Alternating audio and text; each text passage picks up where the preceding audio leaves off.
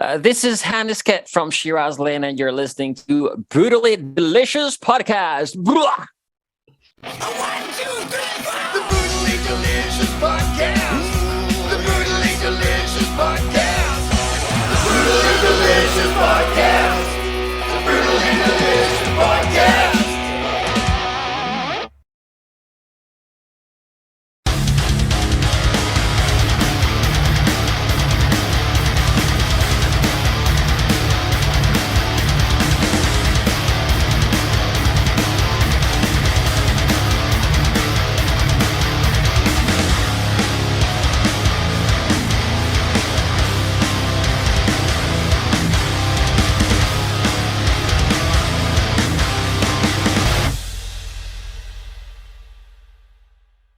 Can you hear me?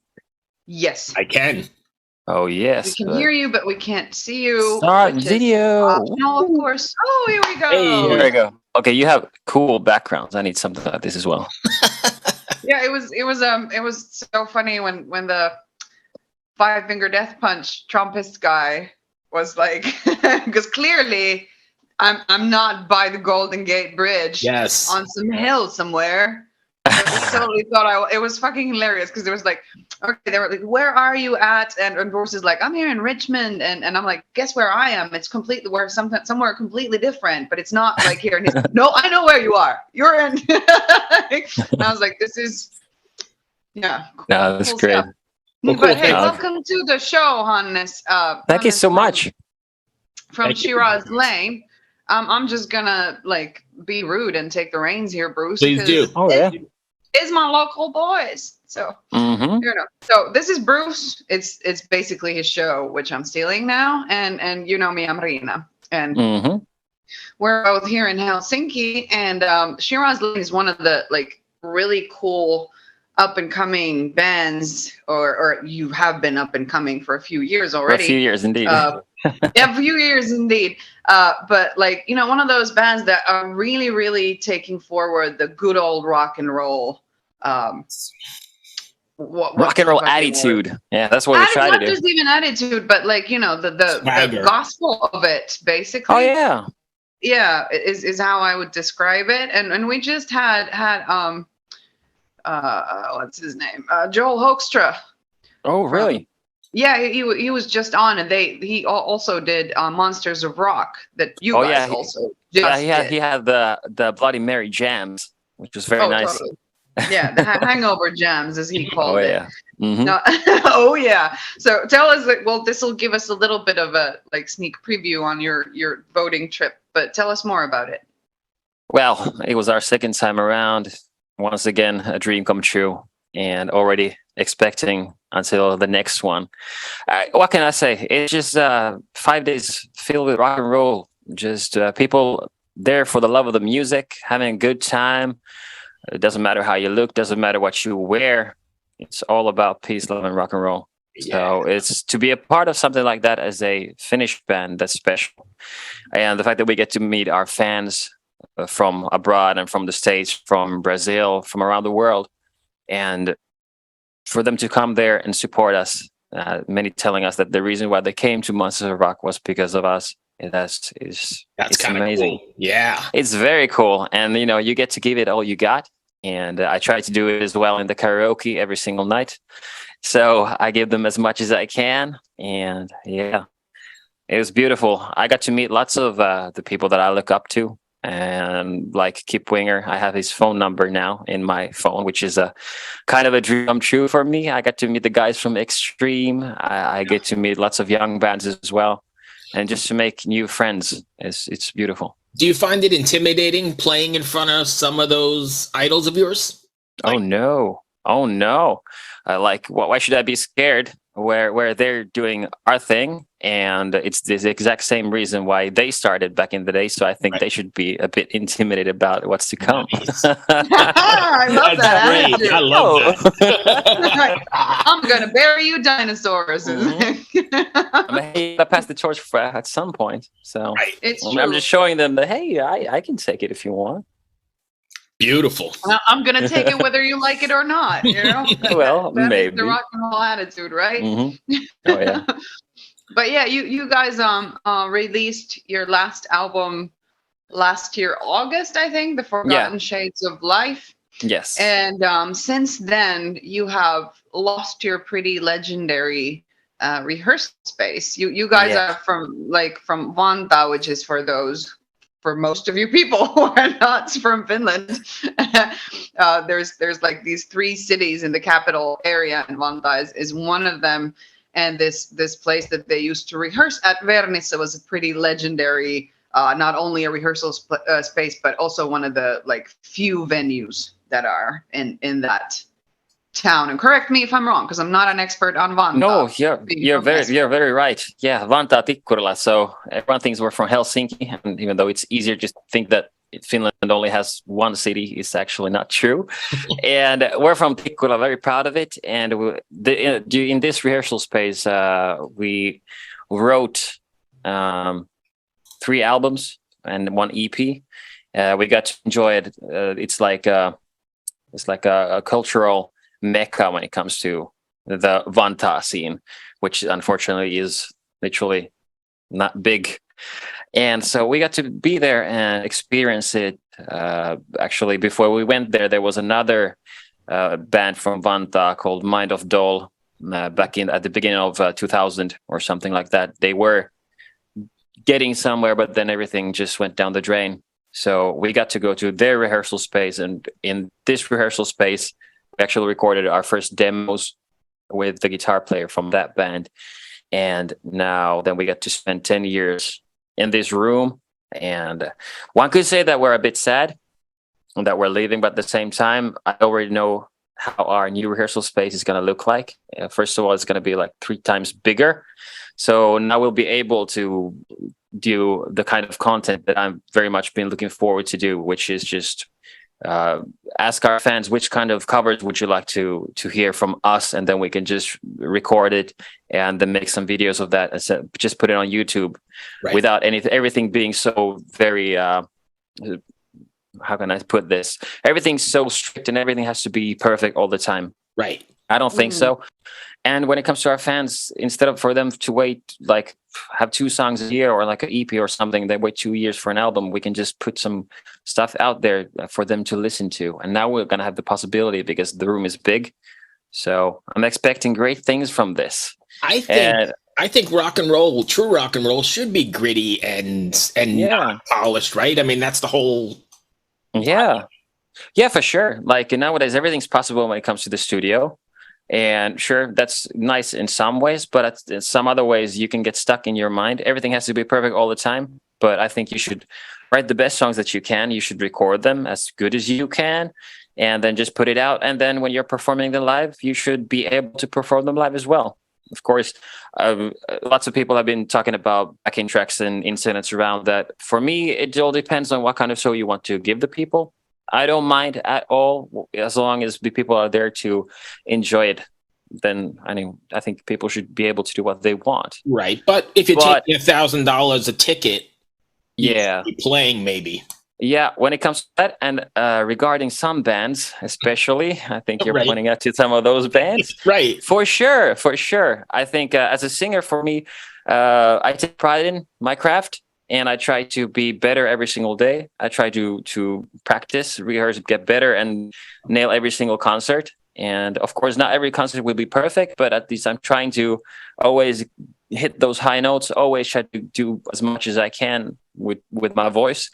And as a singer, I think singers should do that and not only rely, especially when it comes to lead vocals, there should not rely on backing tracks when it comes to that. Right. Or especially nowadays when there's this possibility to use a live auto-tune, which I've also heard some bands do live, which is kind of weird because now we're blurring the lines of real soul and electronics, and that's kind of strange to me.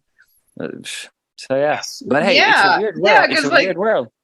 As a singer, basically you have one job, that is to hit the freaking notes. Right. So That is. I think you know? some bands may need to use auto tune live or consider Very many bands, and I'm not saying this like to blow my own pipe, but very many do nowadays. It's because all the songs are written in the studio with all the help from the studio magicians, and Sure. then you're supposed to do it live, and then you realize that, oh, I can't really do this live because Right. I never really done it live. Everything's been cut into pieces and then glued in together with different Right. beautiful effects, and suddenly here we go. But then again, Mm. when you think about lots of the youngsters out there, I just turned 30, so now I can say that. I'm very happy for that. Many people are used to the whole autotune sound. So if it doesn't sound like that, then they're weirded out. Like, what's wrong with him? Why doesn't he sound the same? Without understanding all the beautiful things that comes into writing music and doing all this. But hey, Yeah, but this is definitely, it's kind of like comparable to like getting used to your face on filters. hmm You know, the real thing then just Mhm. fucking weirds you out, you know, and Oh, you're yeah. like, what? There's something wrong with this. This is not polished. This is not beautiful on all angles, you know, like this, Mhm. it's the same thing. But that I think that's basically like, I don't know, like you would be a hockey player with electronic skates that basically just, you know, take you to Yeah. the goal, and the, like, I don't know, the puck is like just built Yeah, to it's slide in if you use the right stick. And this is it's very a craft of strange. skill, you know? Yeah, we had this one single called Fake Perfection, which was Yeah. exactly about this. I think we're always striving for perfection, which is nice. I do the same thing, but I've also realized that imperfection is perfection. And that's the Yeah. beauty of humanity, is that we're not perfect. If everything runs smoothly all the time, and everyone's, behaving like in Sunday school all the time, that would be boring. Yeah. We need to have different perspectives, and we need to be different and look different. It's all And better. I think you can hear that in some of the music too, right? So some of the Mhm. heavier music these days is all quantized and Mhm. completely computerized as far as timing goes. Yeah. It's very sterile. You can notice it. It's not like rock and roll where there's a bit of a sway. The drummer Mhm. sways a little bit, and I think that makes it more organic and more real.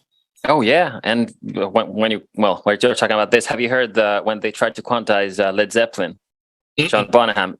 It's horrible. Like, Is all it? of the groove is gone. It's just wrong. The magic of having a rock band, of what I think one of the key things is, well, first off, everything starts with a kick-ass drummer. Then you have the bass player. They're in the pocket. Everything revolves around that. And if you spend a lot of time at the rehearsal space, like we've done with the guys from Shiraz Lane, we know each other. We know where we're going. So if we jam something together, we already know when the next chord is coming, so that we can follow. Of course, it's Right. not going to be perfect all the time, but practice makes perfect. And I think people have forgotten about that. And I And mean, also, those imperfections make it. yeah. Oh yeah, for sure. And like, just going with the flow and being able to give in to the moment. Right. So tell me about the acoustic sets, because that kind of ties into the Oh, yeah. same sort of thing, right? Because you're doing the acoustic sets, and that makes you more vulnerable and out there, right? Yeah, I love those. Like, when we play acoustic, it's different because, of course, the versions that we've written about our songs are different, because now it's all about taking this one song, making it a bit different. And for me as a singer, it's very cool, because now I really get to be in the middle of everything, tying everything in together, and it's beautiful. I love it, and our fans have been loving them as well. And we're doing that with Shiraz Lane, and also I'm planning to start doing those on my own as well, because there are lots of great songs in the world that I like to cover by myself, with the guys, with different people around the world as well. And it's just a completely different beat, just in general, because well, when we did this acoustic show just a while back, we took some old songs and we had to listen to it and wonder that, what can we do to this? What can we do with this? How can we make it shine by itself with just two acoustic guitars, an acoustic bass, drums, and vocals? And then we just play out with it, just like puzzle pieces. We find the perfect way for it to be. And what I really want to do is, I've told the guys already, and I've been saying this many times, is what I like to do is record like an EP or something, like MTV acoustic style, because I've been listening to those a lot. I think most of you people out there have been listening to those, and you feel the magic in those versions. It's even more raw, and I'd really like to do that. I'd really like to do that because I remember. Well, I can't even think about how many countless times I've listened to these versions, and just been on YouTube some night with my guys, feeling a bit out of this world, and just checking out what they're doing and just enjoying what they're doing. For me personally, it's I remember when I found the Alice in Chains one. Mm-hmm. And Nutshell in particular, that was a song for me, which really changed the way I sing, because then I took what he was doing and tried to figure out, and then I put that into my context of my vocals, and it really changed the way I was thinking about it all. And it's different for me listening to the electric version, because with all the other instruments and everything around, I just couldn't hear just what his voice was doing. And it's same with anything with Bon Jovi or all of these. For me, the original one for me was Tesla. They did that one in Philadelphia Unplugged. Yeah. That's so fucking great. Mm-hmm. Then seeing Tesla at our first Monster Rock cruise was mind-blowing, because I've never seen them and they never come to Europe. I understand, of course, why it's super expensive for them to come here, but to be able to go there and then see them, and then for the first time seeing Winger and Extreme live as well, it was just beautiful. Good stuff. Yeah, so good. And you guys take it for granted, because for us, we get to see them for the first time, and you've seen them many, many, many times. Yeah. It's nice to see them still going too. Sorry. Yeah.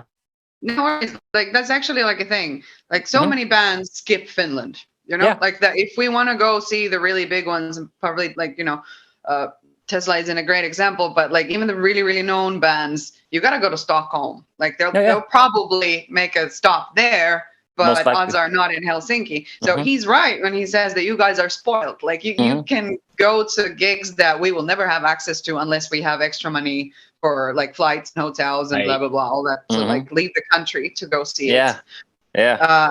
But I got to ask, Hannes, there's, you guys do a whole bunch of covers, and you said that there's plenty of more that you want to do. You've done Layla, you've done To the Moon and Back, and like all sorts of stuff. So what are these songs that you already got your eyes on, like what you want to do next? Well, for me personally, it depends on if I get my guy to go with my plan. Most likely I will, because fans have been asking us to do this and do this, and if we do it like in a way that it's not too stressful or too serious, as in we just record it, we film a video for it, put it on YouTube, without it having to go on Spotify and going through all the publishing and blah blah blah, then it will be easy to do whatever.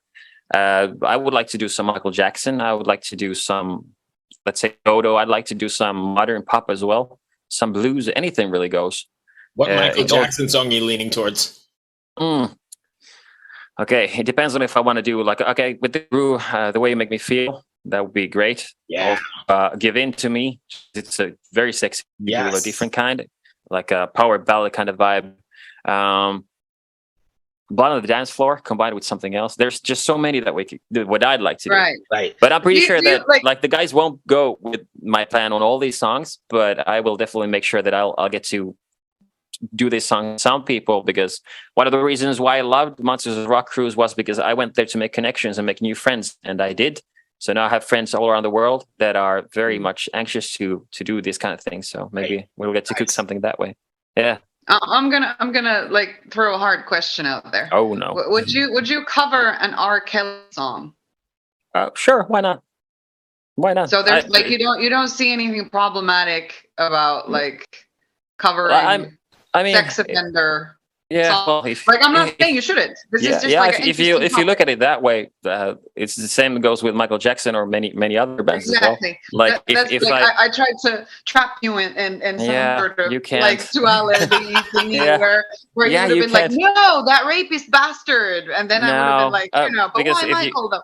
If we look at that, well, then we can start talking about Elvis and all these other 50s artists and other as well. And I think that's slightly different. Slightly 50s, you know?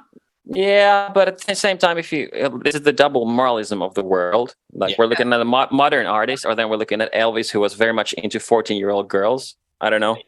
Is that Ray why is that Lewis, all that stuff. Yeah. yeah, why is Robert that different? Plant's totally It's into 14-year-old girls yeah, as well. it's kind of You know? yeah. But this Yeah, is the yeah, way yeah, the yeah. world is. The world lies. Yeah. For me, if I'm just talking about music and songs, if he has a good song that I'd like, why not? But I'm not very much into his stuff. I really don't even know his songs. So, Right. but yeah. Right. Yeah. Yeah. And this was not criticism. But that was a great way This to was just try to. exploring. No, but I ethics. like it. I like it. A good conversation has a lot of different perspectives. I think so. Yeah, yeah, yeah. But like, I can totally hear you doing Michael Jackson songs and bringing your Yeah, for your sure. For me, Michael Jackson is like my biggest inspiration, and I'm looking at him as an entertainer and artist. What he did and what his songwriters did with him. It's like Right. Right. And also like just not in his defense so much, but Mhm. like, you know, his own childhood was so fucked up and well, messed up. yeah. If you think about it, It's well, not yeah, surprising that he ended up where being he ended up. 7-year-old and playing in a strip club and being seeing all this world, and then literally, well, I can't say what's real, what's not real, but having a dad who's beating you into practicing 8 hours a Right. day every Right. day and all this, not having a childhood, I think that might slightly mess with your Yeah. head. Maybe Yeah. skew your thinking. Yeah, Like, yeah. just a tad And bit. then But all the yeah. fame, and then suddenly you're like, you can't go anywhere. You're like one of the biggest artists, if not the biggest artist at a time. Right. I can't even I imagine. think it I'm was literally, the biggest artist. Yeah, like Yeah. he was the biggest yeah, name in the entire world. Yeah, Mhm. it's a tragic story. yeah. But you guys are gonna like work on some not cover new material as well, right? Oh yeah, Like, that's what you've we're got doing new right now. Songs and works. Yeah. Yeah, that's what we're doing right now. So, as we wrote Forgotten Shades of Life, we were exploring new ways of looking at our music, as one tends to do. You evolve without actually trying to. You just change and you just go different ways. And now with the material we're working on right now, it's we all have this common ground that everything is surrounding my vocals, which is all the melodies and themes that I write, and we write with Mickey. And then we have the vocals here. I have a melody. Then we'll see how to fatten it up with all the instruments and everything around it. Sometimes it's been the other way, which means we have a beautiful instrumental, and then I have to figure out how to create some kind of beautiful melody, catchy melody with that. And it's not very easy all the time. But now the way we've been writing has been different, and it's been very refreshing, definitely, because I think when with the new material, it's taking everything that we've learned so far and just bringing it forward with all the knowledge that we have now about songwriting and about melodies. And my friends, they typically call me melody whore because I love melodies. I love melodies. I Melody love those kind of whore. melodies. Yeah, I love those kind of melodies that are stuck in your head. Melodies Yeah. that you can sing a harmony to. Melodies that make you want to dance, make you want to move, make you want to do certain activities. It's the kind of stuff that I like. And also, I'm a big lover of the ballads. So we have some of those as well. But right now, all we're doing is just writing music. And then we'll see what we're going to do. First of all, we're going to see who we're going to release it with. We're going to see when it's going to be released.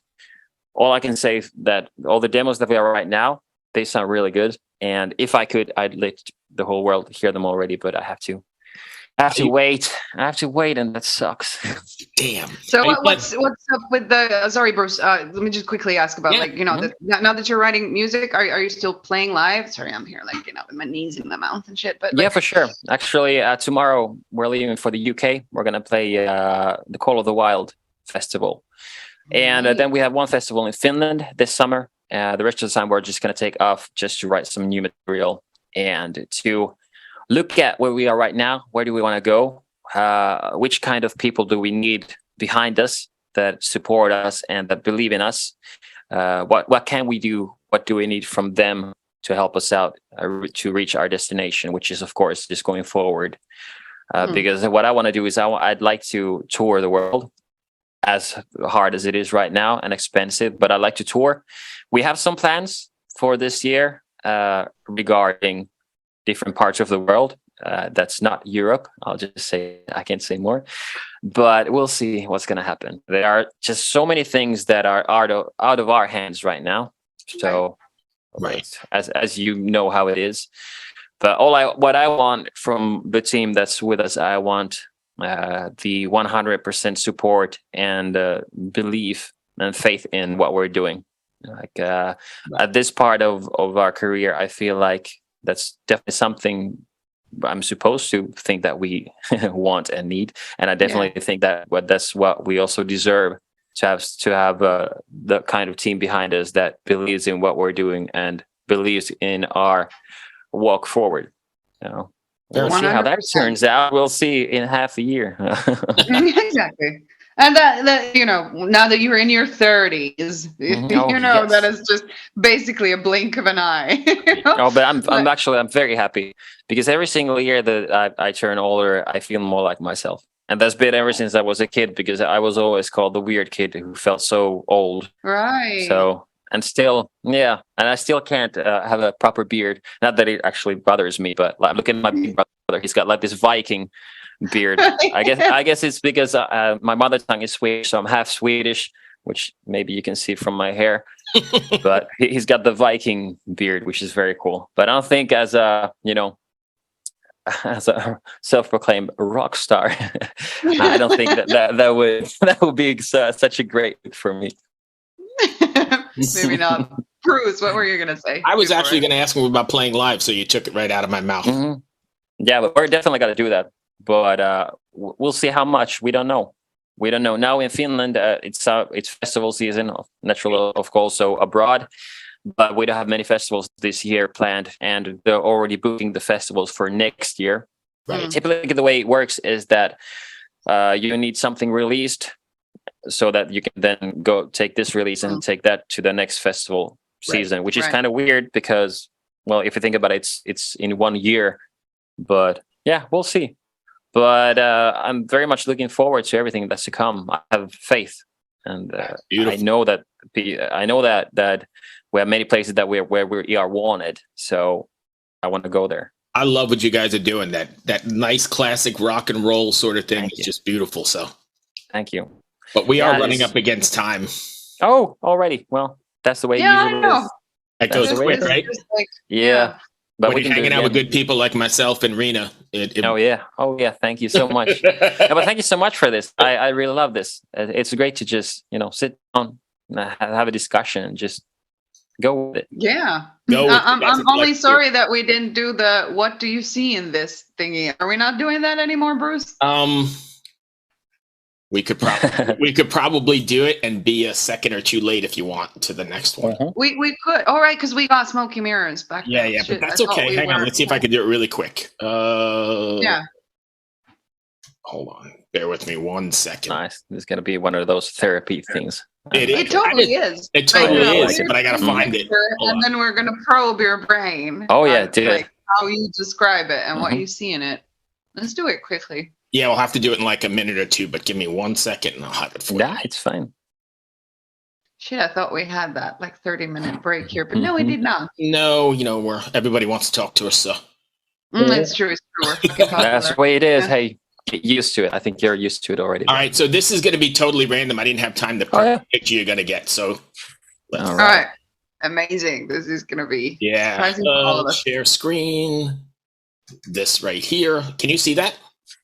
Yes. Yes, it's this thing. I've seen this before.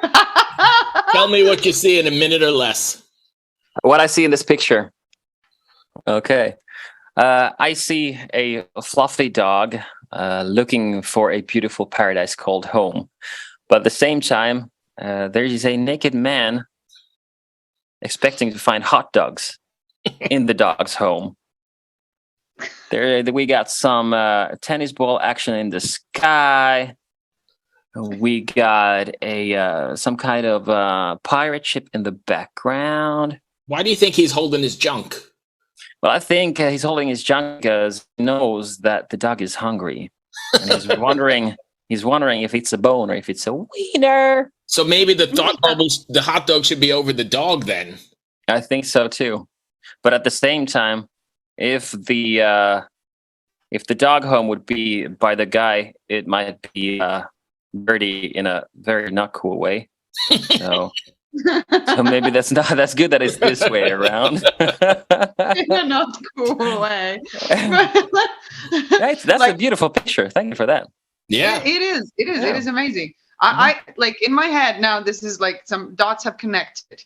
I think the dude is just afraid to like wave to the ship that you ignored to say is in the horizon. He wants to wave and say that, hey, come take us home. But he's sure that the dog will think his penis is a hot dog and will just, you know. But at the same time, he's he's willing to sacrifice going home to protect his junk. And I think this is a that's a metaphor. That's a metaphor for the world we live in. Yeah, beautiful. Also, I was just going to say that's how men are, but also, before we go, prioritize their penis above everything else. Why is there mustard on the hot dog? It should be ketchup. Well, also, it might be the image. Like if maybe there's also ketchup there. I'm not sure. No, it's mustard, but Bruce, like if your wiener excretes something as red as ketchup, you do need to see a doctor and as quickly as possible. Yeah. The color of mustard is not that good either. No, you probably need some penicillin shots. Yeah. It's true, but it's less alarming. All right. But this is good. But that was perfect. Thank you, my friend. That was a good time. Thank you so much. Thank you for I everything. enjoyed that conversation. Thank you for taking the time. Yeah, thank you for having me. And let's do it again. Oh, absolutely. Yeah, Yeah, for sure. I'll see you later, dude. Bye. Be well. See you later. Cheers. Bye. You too. Bye. Cheers.